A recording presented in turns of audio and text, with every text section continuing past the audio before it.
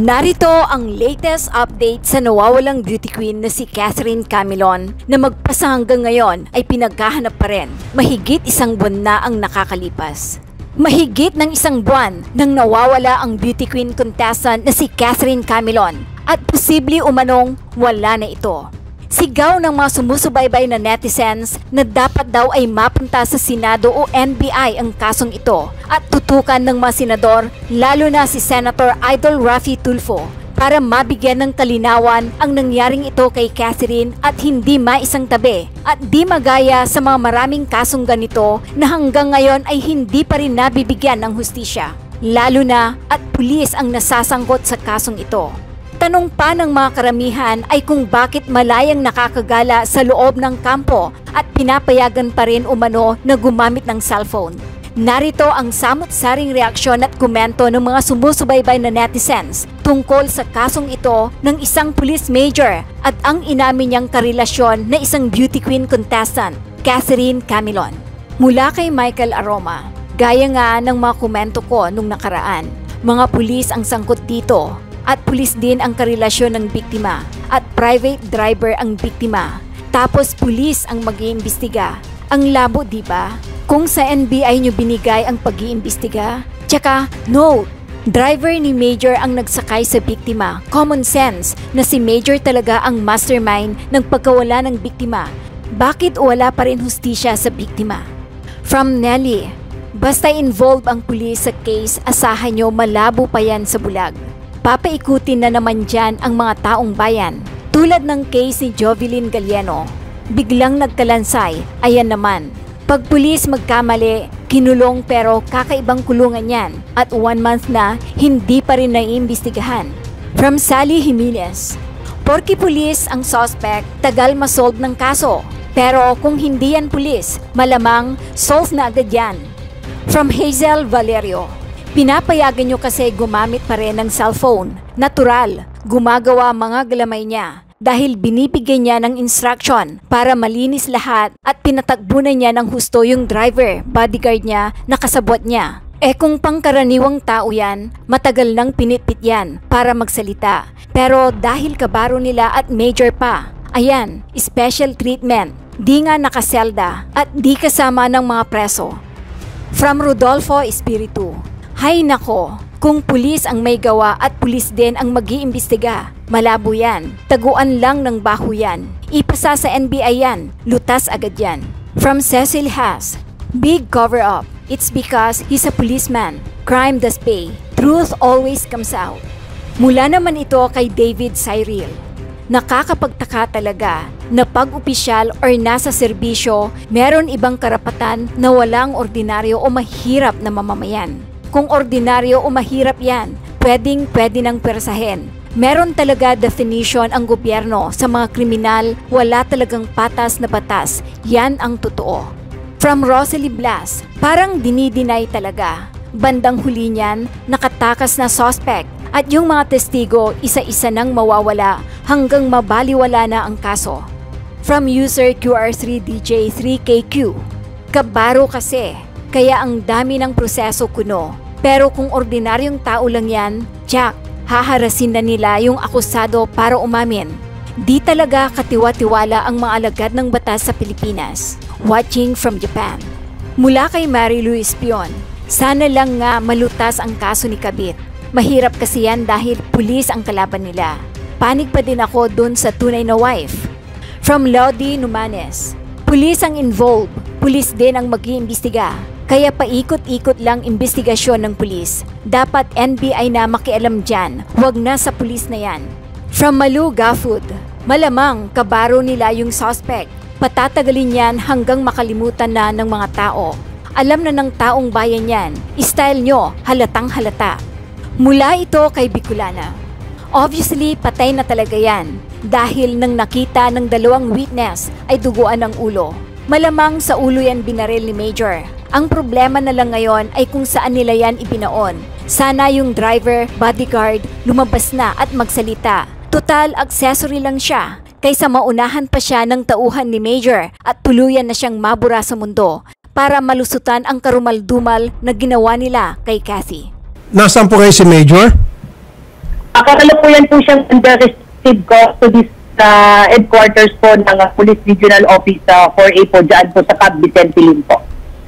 Okay, pero wala pa pong kaso inaisasampa sa kanya? Meron na po, sir. Noong November 14 po ay nagsampa na po tayo sa Batangas Prosecutor's Office ng kasong kidnapping and serious illegal detention laban na po dito kay Major De Castro at isang Jeffrey Ario Magpantay at 2 other tandos.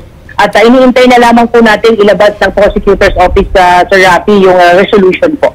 Okay. So habang gumugulo yung kaso sa Fiscal's Office at lumabas yung resolution at maraffle yan sa isang judge at lumabas ng warrant, dyan muna sa kampo ninyo under restricted custody at hindi siya makakalabas.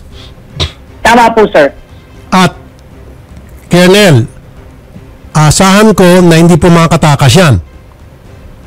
Yes, sir. Yun naman po, sir, ang commitment po ng immediately ay restricted custody po siya para kasiguraduhin na habang So when you said restricted custody, siya po ay nakapaggalagala diyan sa headquarters o siya po ay nasa loob ng selda ng saan po ba siya ngayon? Saang presinto po? Nandun po siya sa kampo, Sir Rafi, ng regional headquarters po ng Copo A. Nandun po sa isang lugar po doon, sir. Okay. Sa loob ng kampo siya, pero siya po ay nakaka-allowed, he's allowed na gumalagala. Hindi po, sir. Restricted po ang movement niya. Nandun lamang po sa kampo po doon. Dinidinig po itong kaso at bumubo na yung kasong administratibo laban sa kanya. Oo nga po, ma'am. Restricted siya sa isang lugar dyan. So, ibig sabihin, pwede o siyang tumakas kung gustuhin niya. Meron pong nakabantay po sa kanya, Sir Rafi, ng mga pulis natin po. Is it possible kung siya ay ilagay sa loob ng selda? Is that possible? Is that okay? Pwede ba yun? Sa ngayon, Sir Rafi, ay hindi po siya nakakulong dahil ongoing pa po, sir, yung case build-up at evaluation. Subalit kung ito po ay papasok na po doon sa level po ng preliminary at meron na pong resolution po at maisampa na po sa korte at mailabas yung warrant of arrest, ay po pwede na po natin siya, sir, iserve yung warrant of arrest para ikulong po siya. Sa ngayon po, sir, ay under restricted custody. Opo. Alam ko po yan, Major. Ang sa akin lang ba, wala ho ba tayong pwedeng mahanap na kasalanan niya administratibo habang hinihintay natin yung paggulo ng kaso sa piskalya, yung sa ano ba yung kaso sinampa nyo? Serious illegal detention. Kidnapping ba? Serious illegal detention? Kidnapping and serious illegal detention, sir. Very good. Opo. So nakahold po siya restricted custody. Wala ho pa bang ibang kaso administratibo? Meron na po sa yung Regional Internal Affairs Service owner.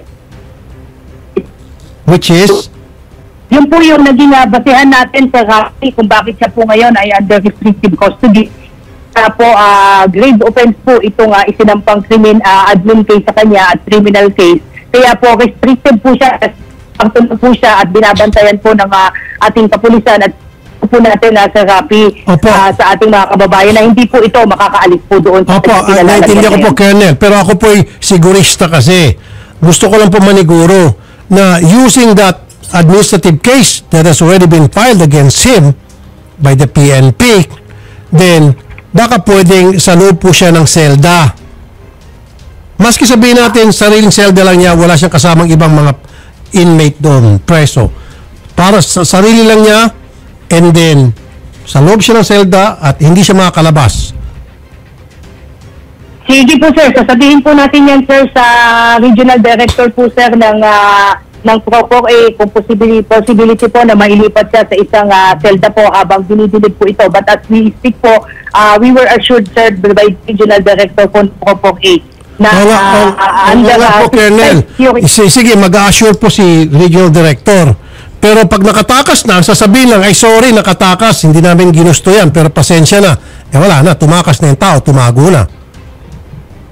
He is under strict security, sir, na 24 oras pong binabantayan ito at hindi siya basta-basta pwedeng lumabas kung asaan man siya hinold po ngayon. Pero mas maganda sana, yung aking suggestion lang po, ma'am, kung pwede, ilagay po siya sa isang selda dyan na binabantayan at the same time, at least pag sa selda, hindi siya basta-basta makatakas. Di ba? Yes po, sir. Sige po, sir. At yan po yung ating imumungkahi po, sir, sa pamunuan po ng Police Regional Office po, po, sir. O sa isang kwarto na may CR, ang binabantayan yung kwarto, hindi siya makalabas na walang bintana, na wala siyang lulusutan. Yung ganun po ba? Okay, yun lang po. Ngayon, Yes po, sir. wala ko ba siya sinasabi kapag siya po'y tinatanong ninyo, iniimbestigahan? Well, he opted to remain silent, Sir Rafi. In fact, even nung pinatawag po siya ng ating Chief PNP ay mas pinili po niya na wag na lamang pong sagutin at sinasabi po niya, sir, na sasagutin na lamang po niya yung mga reklamong isinampa po sa kanya. Tama po, Colonel. Karapatan niya po yun. Hindi po natin pwedeng pilitin. He has the right to remain silent. Sandali lang po, andito po kasi si nanay, tatay at saka yung sister. Meron kayong gustong itanong sa kapulisan natin, kaya po kayo napunta rito kasi gusto niyo po makipag-communicate sa PNP. Ano po gusto itanong, Nay? Ako po, wala naman po ako ng ibang gustong malaman, sir, kundi yung mapadali po talaga ang pagkakita sa aming anak. Yun na lamang po talaga ang gusto namin ngayon dahil mahigit na nga pong 1 buwan. Wala ho talaga kaming alam na kahit na ano sa kanya.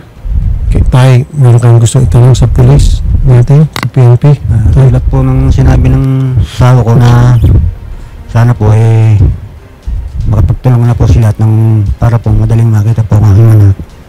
Okay, sister, meron kayong gustong itanong? Ako po, wala naman po ako masyadong tanong kasi pag ginagawa naman din po nila yung kaya nila. Ang sa akin lang po, ang mahalaga lang po sa amin ay yung kapatid ko po na sana po malaman na po namin kung ano na po ba talaga yung totoong nangyari sa kanya. Okay. So, Colonel, sa inyo pong, alam ko, tuloy-tuloy ang ginagawa niyo yung pag-iimbestiga. Sa patuloy niyong pag-iimbestiga, wala pa ho kayong lead kung nasaan po itong si Miss Catherine? Sa ngayon, Sir Rafi, ay wala pa po tayong nakukuhang matibay na ebidensya that will lead us to the possible location po ni Miss Catherine. Pero hindi po tumitigil, Sir Rafi, yung PNP po sa investigasyon po na ito dahil gusto po namin mabigyan ng closure po itong kaso na ito. At gaya po ng pamilya, Sir Rafi, ay umaasa pa rin po tayo na makarecover po nating buhay si Miss Catherine Camilon po, sir. Okay. Wala ho bang mga testigo, CCTV na lumutang na pwede hong gamitin bilang ebidensya na para maging lead sa ginagawang investigasyon nyo ngayon? May mga na-recover po, Sir Rafi, na mga CCTV footages po yung CADG na siyang nangunguha sa investigation na ito. At ito nga po yung mga lead na sinusundan nila para ma-zero in po yung mga possible na mga locations na pinagdalhan po sa kanya, sir. Right, hi. Ma'am, andito na po kami. At yung aking pong tanggapan sa Senado, open po kung kinakailangan po. Kung halimbawa, parang nakikita natin na wala na pupunta investigation, tayo po pwede magpatawag ng Senate hearing in aid of legislation na para talagang malaman natin ano nangyari. Opo. Salamat po, sir. Yes, ma'am. Salamat po, sir. Maraming salamat po, sir. Opo. Mag-subscribe at i-click ang notification bell para sa mga susunod na video updates. Maraming salamat po.